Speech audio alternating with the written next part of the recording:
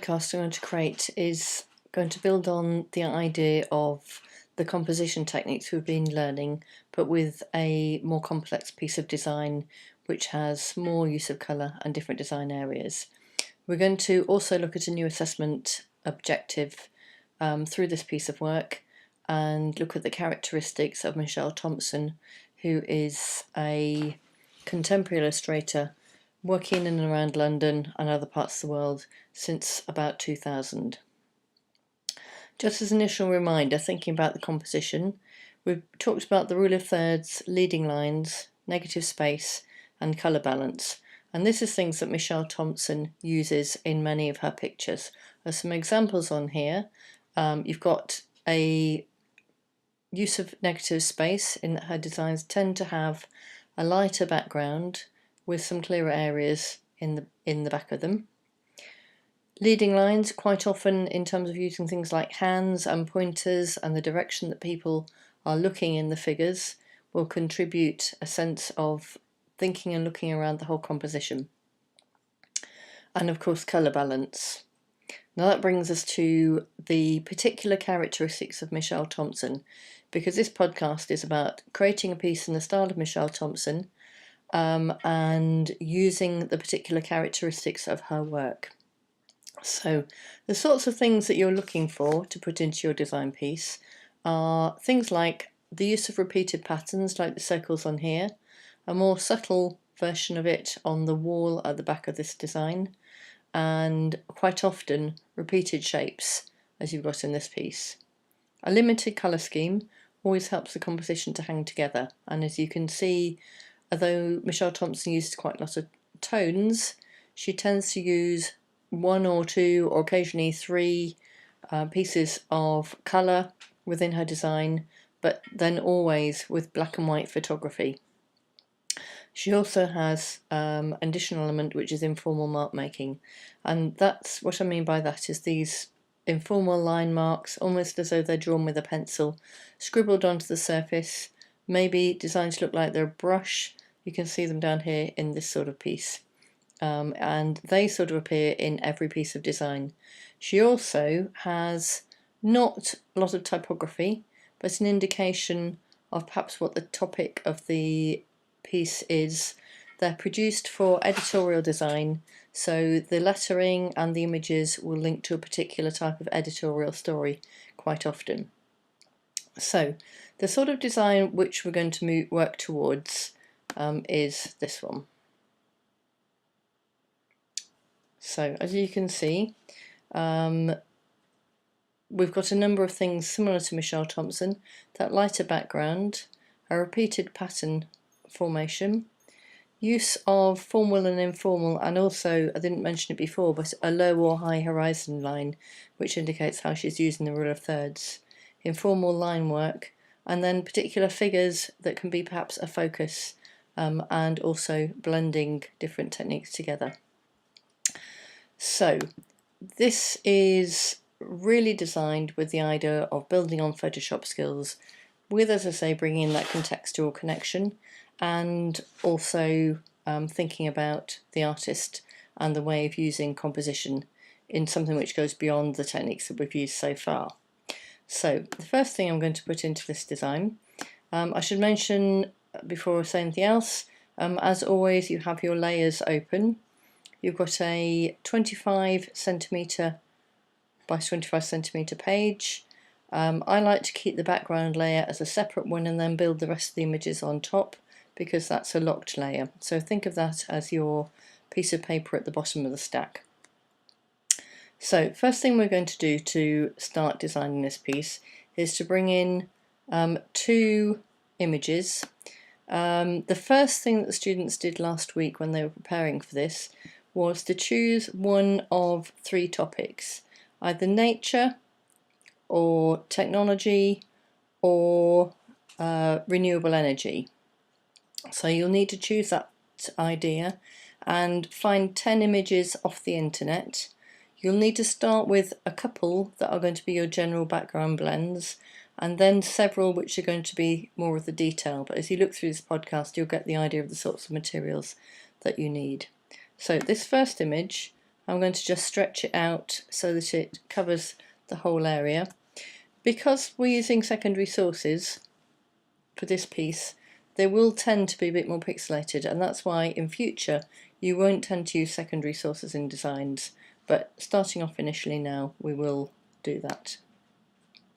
So I've got the first picture generally blended across perhaps the top of the image here. I'm going to bring a second picture which was again like a sort of general layer. If you need to enlarge your images, your Command T will be your quick key to do that. So rather than using a feathering tool, if I want to blend things together, what I tend to like to do is stretch them a bit bigger than I otherwise want, because I'm not intending to keep all of this information on here, but I'm going to keep some of it. I'm then going to use a eraser tool rather than a feathering tool, because I can control this myself and decide how much I want to blend away. So I put the eraser there. I want a large tool with a soft edge. If I hover over the top of that image there, I usually can find out how big my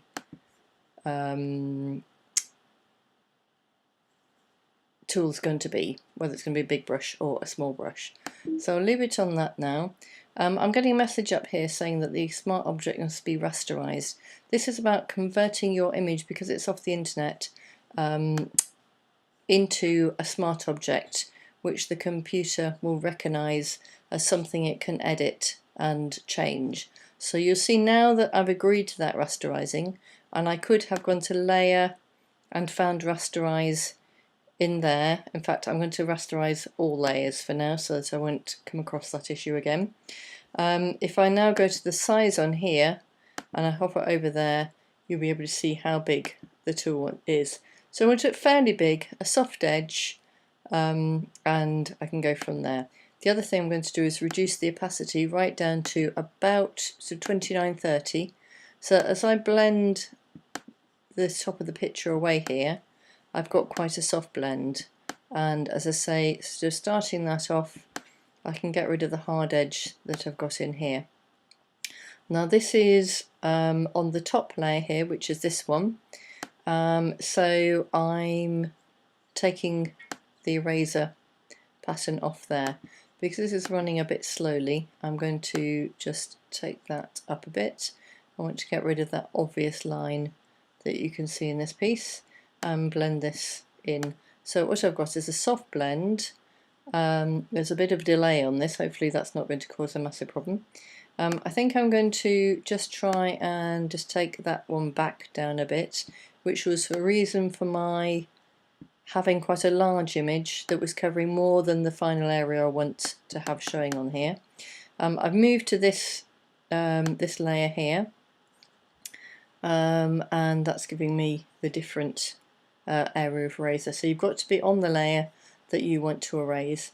Now the next thing I'd like to just find, Michelle Thompson tends to have that hard horizon line, so I'm going to just bring this paint technique into Photoshop, and this was created by just using a card and a brush, but I'm going to take a selection of that and use it in my Michelle Thompson piece. Because I produced this myself, it's not going to have the same pixelation issues. So we'll do a Command C to copy a section of that and then go back to the page. I want a new layer and a Command V. Okay, so hopefully my image has appeared in there. I can't see it at the moment, and it should have gone onto there. We'll try that again. Oh, yeah, it's in there. Okay, it's come through quite small, but that's because of the relative resolution sizes. So Command T, I'm going to make that bigger. So I'm just going to use this as a blended layer and to give my design a bit of that horizon line, so I've got the sort of sense of the rule of thirds happening in here. I think rather than keeping that as a sort of really strong tone, I'm going to take the opacity down a bit because I don't want it to be really dominant. This is about technology, but I want that harder line in the bottom of here. Okay, I'm also going to, now that I've gone that far, let's just blend this back a bit. I'm on a 52 opacity, so I'll bring that down a bit again to somewhere a bit soft, maybe 30, so I can just see kind of what's happening in here. Now I was on a wrong layer earlier, so I've ended up with something here which is just maybe a bit light, as I've got a bit of a patch in the back of the layer below this. But that will be okay in terms of what we want to do at the moment. So I'm going to stop there at the moment because I'm getting less real sort of tonal variation in this. I'm also just going to, I think that is this layer, this extra layer I saw come in. So as I've got that extra layer, I don't need it. I could right click if I was using a mouse, but I'm just going to go onto the movement tool,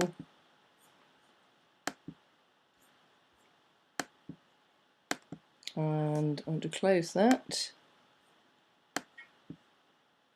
go back to Photoshop, and go to layer and delete so that I can get rid of that layer.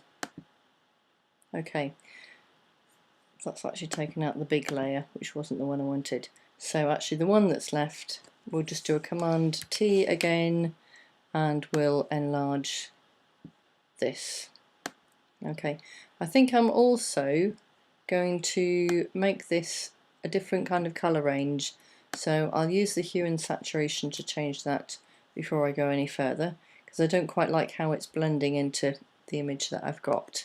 So if I go to Image, Adjustments, Hue and Saturation, and just move that away from here, just going to go onto the Movement tool so that I'm not on a selection tool, and I can change the general colour scheme so that it's something that maybe contrasts or blends quite well with the designs that I've got. Now I wanted something which is a bit more lime green. We'll just have a search long until we find that.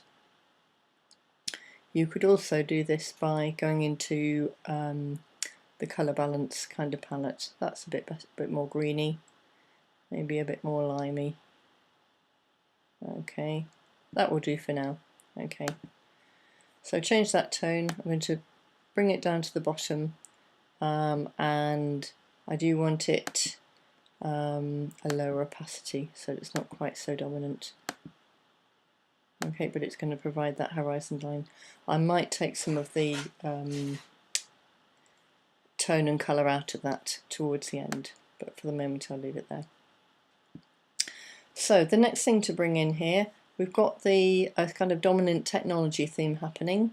I want to start thinking about that pattern element that you could see in Michelle Thompson's pieces. So something I found which was useful for that would be this image of these cogwheels. So I'm going to just take that into Photoshop, and you can see you've got some cogwheels on there. I'll just take that up a little bit bigger. So I'm going to cut one of those out. It would take me ages to go round it with one of the selection tools, so the quickest way of doing that is to use the magic wand. I'm on the layer that I want to be on there, and to just click on that particular blue cogwheel. So I've selected that, I'll do a Command C and I'll take that into a new layer on my image. So again, use that folded down corner to create the layer and do a Command V. Hopefully I've got that appeared there somewhere. I'm going to just go to the movement tool, and it should have appeared at the top layer, so I should be able to see it. If I do a Command T, it'll show me where it is. So that's it, that's my cog. I'll just enter that a minute. It's bigger than I want to use it for, so I'm going to just do a Command T again, reduce the size of that down, and so I'm going to use this for creating a repeat pattern which is going to go into the background. You'll remember from when we were using the Alt key before that that's the quickest way of getting a consistent set of repeated objects, and you're not trying to resize them at all. So if you press the Alt key and just drag a second version of that across, and again it will drag from the last one that you did. So if you move your finger off the Alt key, you can move across a bit, back onto the Alt key, and drag that one across. I can use my arrows on the keyboard again to move back in. At the moment I've got the 4 of those on different layers, so I've got to go onto the right layer in order to make a move on those. I'm going to, as we've done with last pieces of work, select those layers and go to layer and merge the layers. That'll put all of those 4 on the same layer, so if I move them around they're moving together. I want maybe kind of 12 cogs on here, so I'll do that again with the Alt key, and as you can see that's quite quickly made an arrangement of a pattern. So again I'm going to merge that by going to layer and merge layers down at the bottom there on the arrow. And I've got a set of shapes that can produce that background kind of idea. I could do a Command T and make those a bit smaller. I can use my Alt again to get a set to maybe put down here in the design, or perhaps across here. That might be better. And if I don't want those to be particularly dominant and balancing across each other, perhaps that second set wants just taking down on the opacity so they're not quite so strong. The next thing I'm going to bring in is that main figure. So let's go to find that one. I get this picture. This I chose because it has a deeply contrasting background, and one of the things I think you've done with John to some extent is the idea of how you use and select different selection tools. So what I want to do is cut this out off its background. I don't want that copyright comment on it, and I've got a variety of choices for what I can use. So you've got your circles and squares for if you just want a square selection. You've got 3 things on here: a lasso tool, which is going to do a general loose selection. So if I just wanted to cut him out, I'd get a selection like that. I'm going to do a Command D and just deselect that. Another option I've got under the lasso tool is the magnetic tool. Now that will stick to the edge.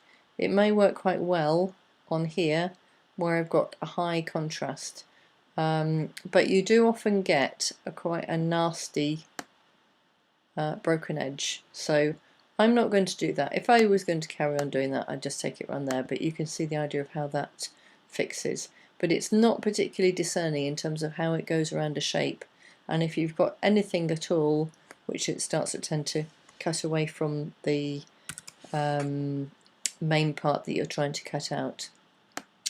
So another technique thing I've got on here, if I look under there, is the polygon tool, and that is quite good for cutting around something where I've got quite a rounded shape. I don't want to use a magnetic tool and I've got a poor contrast between the foreground and background. What you have got to do though is take really small steps as you cut around something with this. Okay, there is one other tool which I'm going to show you. You can see you can cut around that, but if you take too big a step, particularly around something which is quite fine like this toe, you'll end up with a spiky edge, which isn't very nice at all. So I'll just finish that one, double click and Command D to deselect that again. The last 2 options I've got is a magic wand. I could use the magic wand and see how that does. Now that's done a really good job actually of selecting my figure. Instead of selecting on the figure, I've gone to the background because that's the really consistent tone on here, and I thought maybe that would do that job quite well. So I've got a selection by going to the background, and then if I just go to select and inverse, now I've got a selection of just my figure. So I can Command C that, go back to my Unit 1 where the main design is, and Command V. And that should bring the little man in on a separate layer. He's really tiny at the moment, again because really I've taken this off the internet. Command T, and you can see where he is, and you can take him up into something much more the size that you want. Okay, so I want him to be quite a focal point, so I've put him into there. That's not bad in terms of the cut edge. For what we're doing, that's probably okay. I'm going to stand him below that horizon line so he looks like he's sitting onto a surface. I think he's blending colour-wise right back into the background here though, so I'm going to go to Image, Adjustments, and Hue and Saturation, and just try some different colourways again. I think he stands out a lot better if he's sort of more an orangey tone. The reds and purples, you could use those. The green would work, but I think we'll have some kind of contrast. We'll have him sort of yellowy orange, so he's contrasting but with working in the general blends of the tones down here. So it's sticking to that idea of Michelle Thompson. Although I've got quite complicated tonal range here, I have got a variety of colours which are fairly harmonious together. Now there's one last thing, or a couple of last things that I want to do here. It's working quite well in terms of having a horizon line, having the pattern repeat, but for Michelle Thompson it's got a feeling here of everything being on a fairly even tonal level. So in order to try to dissipate that effect, I'm going to bring in a piece of just light coloured tonal page and just have a go at using that to blend the colour down again. So as before, I've started it with much bigger than what I actually want in the end. To sort of see where I'm working from, I'm going to take that opacity down a bit, but I'm going to go back to the eraser to find a fairly large, again, largish tool. As before, I haven't rasterized this, so it'll say it wants to rasterize it before it goes any further. Got my opacity low at 32, and I want to get rid of first that really hard edge. So I'll just use the eraser to do that. That's happening quite slowly, so I think I will just up the opacity on there a bit. Soften out that edge along here, and then although I want that kind of lighter background, I don't want it everywhere, so I want to kind of bring this figure back into its sort of stronger feeling tone. So again, you can see by using the horizon, this eraser tool, I've got much more control over where I'm keeping the colour and tone. I'd like that globe to come back in as well. I've gone a wee bit high on the opacity, so I'm going to take that down again a bit. Maybe just take this tonal back through here. Again, that's gone a wee bit more blue than I really wanted it, so I could go to Edit and do a step back, or I could go to Windows and History, and that would take my eraser substantially further back. Okay, so I can start using a low opacity and just bringing the bits that I want back through here, and straight away you've got something which is a bit more like the style of the artist. Now the other thing that I haven't got in here at all is anything which is in the black and white tones. So if you just look back at the Michelle Thompson example, I could take something like the globe back into more of a black and white tone, and bring some more blacks in here. And the last thing that I haven't got is that idea of the informal line work. So, okay, so just go back to the untitled piece and put in that informal line work, and maybe also some typography. that he could be perhaps holding as he's running, but you've got the ideas of something which works with the kind of idea of the rule of thirds. You haven't got anything central or diagonal. You've got the repeat pattern coming in here. You've got some sense of loose informal lines, but I'm going to add more to those. So for the informal line work, I'm going to go to the brush. I want some black in here, I think, because that's one of the things that Michelle Thompson tends to have in a piece of her work. So I'm going to use the black line, and maybe I'll use that kind of orangey yellow colour as well. I want the brush to be really small, so down to about probably 7 or 9 points, a hard edge, and this is almost just going to be kind of thinking about where you want to exaggerate that idea of line work. So it is literally sort of line work, maybe giving definition as to what he's writing on, walking on, and having some line work happening in there. I'm not sure about this sort of shape that's happening here, although it joins over that idea. I might just kind of bring that over. And I want something which is maybe a bit more orange, see how that works. Just to sort of blend in that sort of sense of what's going on here, link in maybe some of the sense of what's happening down the bottom. I think that's probably about enough. I could maybe take a line round the globe, but that's probably enough in terms of that informal line work.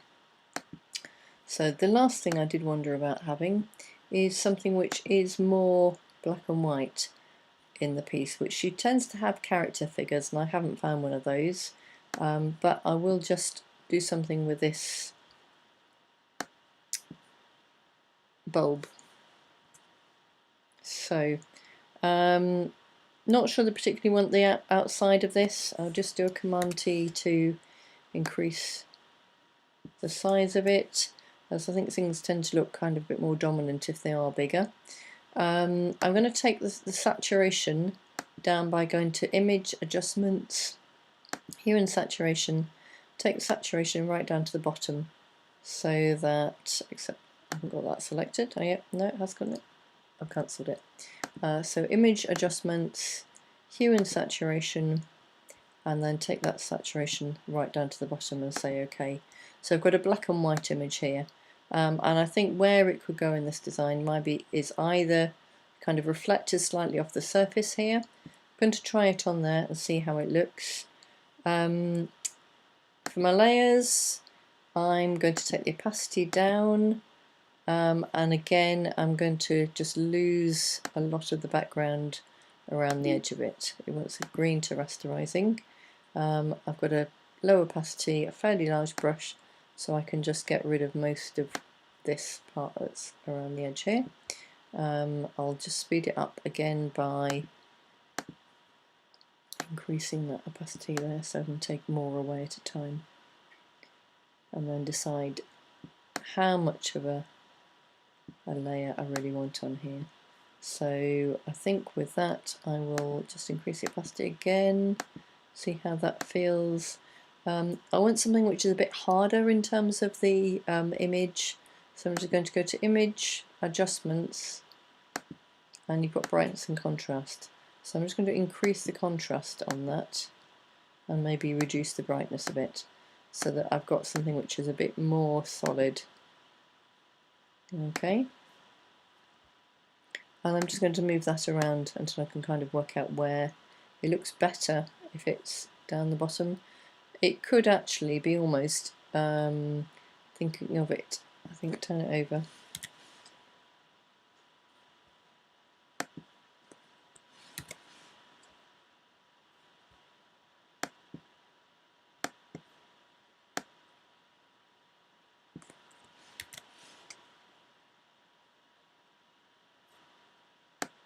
This computer is running very slowly today. There's a movement on there, Command T, spin it round. Maybe it's better as a more of a vertical. In fact, it could be something, I was thinking of a letter form in terms of what he was holding, but it could actually be something that he's holding. tension in his hand, so it could work quite well there. Maybe knocked back a bit. So it's in there, but you can see his hand blending through. But you've got the general idea of all the different elements with Michelle Thompson in this final design. You could also have something like tech. It's letter forms.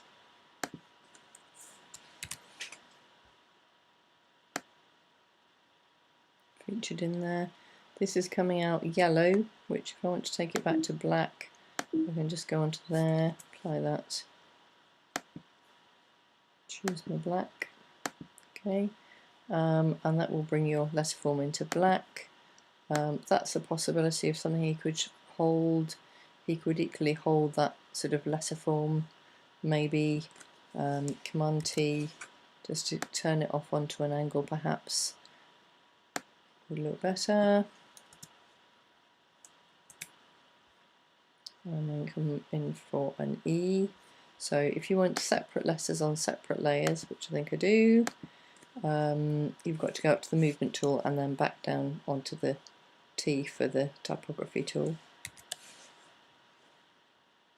I'm not sure if I've got now, I've got another T. What I wanted was an E. So again, Command T on the quick keys. And perhaps make that one more condensed. Michelle Thompson stars are never about, maybe sit it inside those letters, they're never about very flouncy, flowery typefaces. They're nearly always a sans serif type of formalised typeface. Do a C.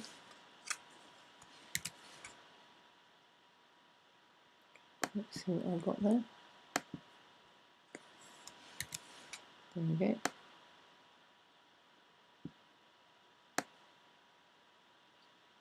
So maybe the C almost kind of reflects the shape there of the patterns, or it could be a bit smaller.